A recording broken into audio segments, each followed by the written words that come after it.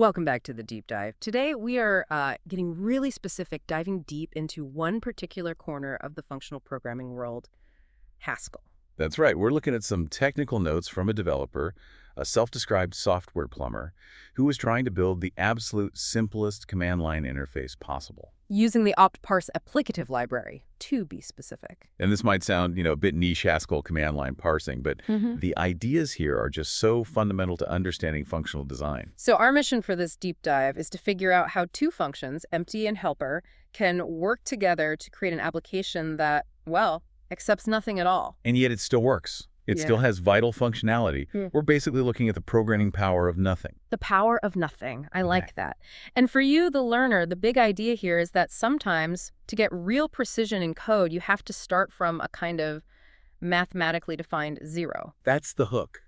That's the whole aha moment we're chasing. The most powerful piece in a compositional system is often the one that does nothing at all, the identity element. It's a concept straight out of math, and we're going to unpack it. Okay, let's do it. Let's unpack this. If we're talking about a CLI parser, where a user is supposed to type in arguments, what on earth is a null parser? Let's start with empty. Right. So based on the source material, the empty element in this library is, well, it's exactly what it sounds like. It's a parser that accepts nothing. A placeholder for nothing. Precisely. If you build a program where the only parser is empty, you've defined an application with no inputs. No arguments, no flags, nothing. So what happens when you try to run that? I mean, if I try to pass it some data or even just run it with no input at all? And that's where it gets interesting. When you run it, it fails. But it doesn't crash in a messy way. It fails because there's just nothing fine down for it to process. It can't produce a result, and it doesn't even have a specific error message to give you. So it's not a bug, it's a failure of definition. Exactly. When our source ran a program built just on this null parser, the output was really stark. It just gives you this generic error prefix the console spits out. Stack run missing. Usage. XS2 ebook. Missing. It just says missing. It can't even tell you what is missing. Because it was designed to accept nothing. So from its perspective, anything you might want is missing. It just defaults to the most basic failure state imaginable. This is where that analogy comes in, the one that makes this whole thing click. The identity element. Yes. Think about basic arithmetic. The identity element for addition is the number 0. Right. If you add 0 to any number, say 10 plus 0, you just get 10 back. 0 contributes nothing to the value of the operation, but it's absolutely essential for the system of addition to work. So in a different language, an imperative one, if I wanted a function with no arguments, I'd just leave the argument list empty.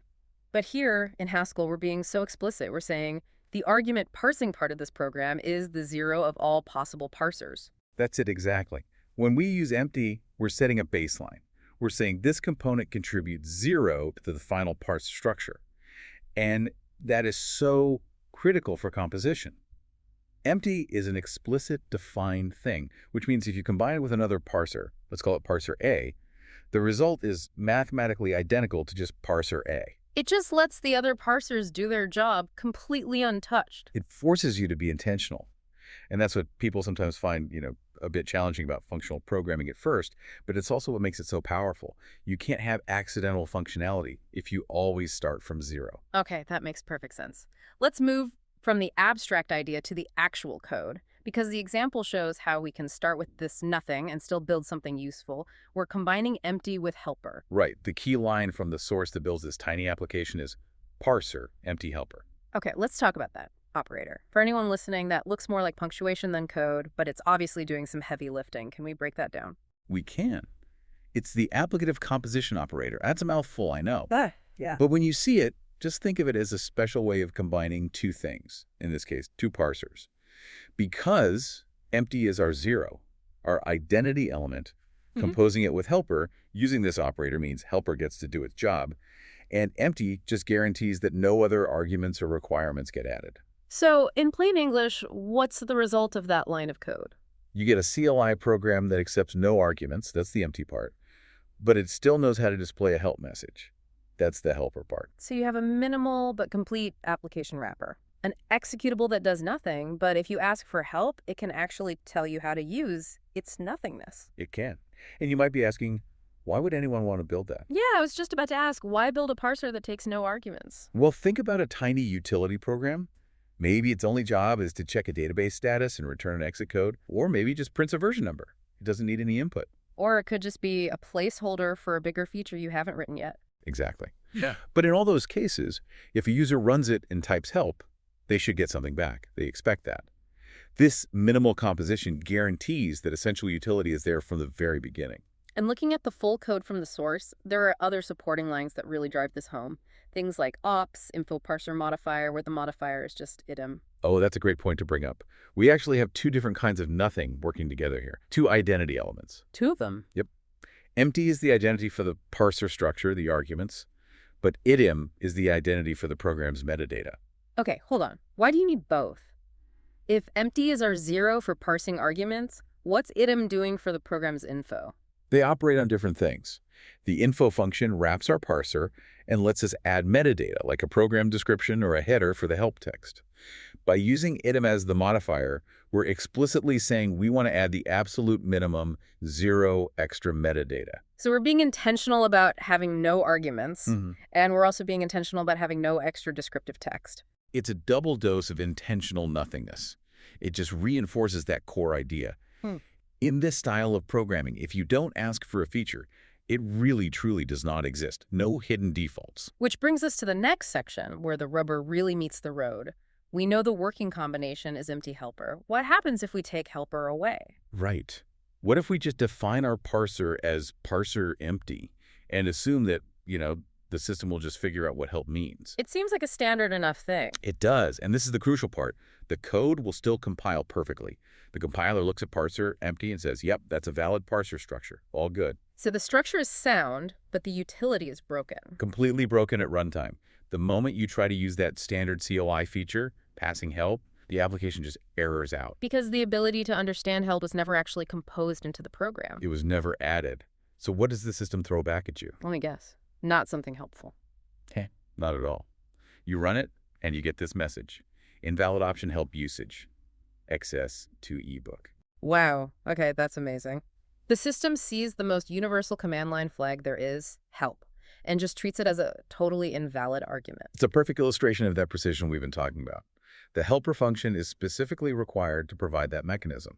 Without it, the empty parser, our functional 0, doesn't carry any baggage, not even something as basic as a help flag.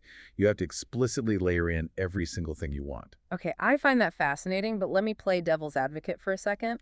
The error message when running just empty was the generic missing. But the error when we took out helper was the very specific invalid option help.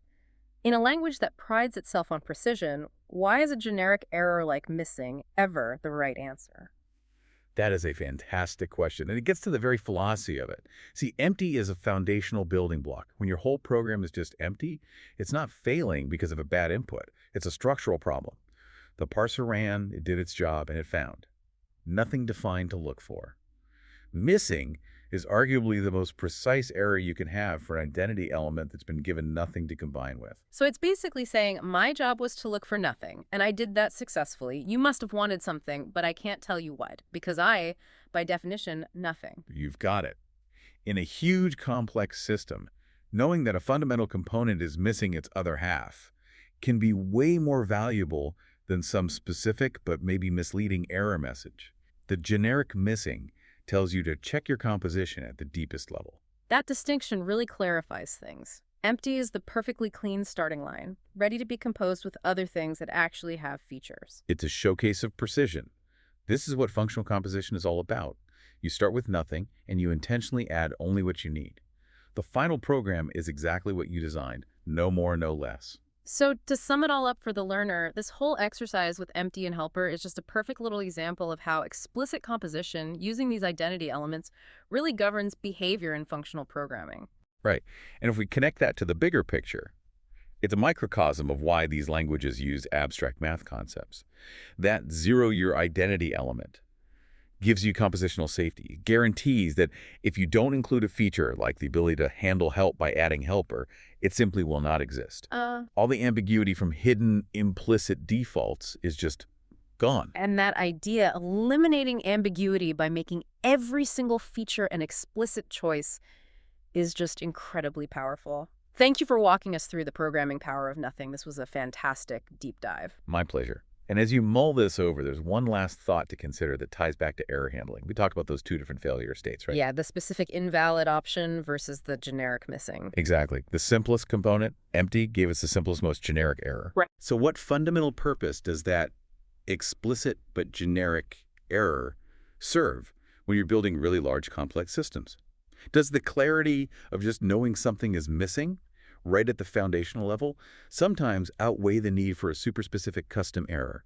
When you design your own systems, deciding how granular that error should be for a foundational failure, well, that's a core architectural choice. And that is something for you to mull over. Food for thought indeed. We look forward to diving into the next stack of sources with you next time.